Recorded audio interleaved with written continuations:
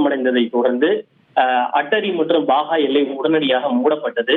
இந்த நடவடிக்கையால் பாகிஸ்தான் எல்லை பகுதியில் சுமார் 150க்கும் மேற்பட்ட ஆப்கானிஸ்தான் நாட்டு ட்ரக்குகள் எல்லையை கடக்க முடியாமல் சிக்கி தவித்து வந்தன. கிட்டத்தட்ட 162 ட்ரக்குகள் இது போன்று பாகிஸ்தான் எல்லை பகுதியிலே சிக்கி வந்ததாக கூறப்படுகின்றது.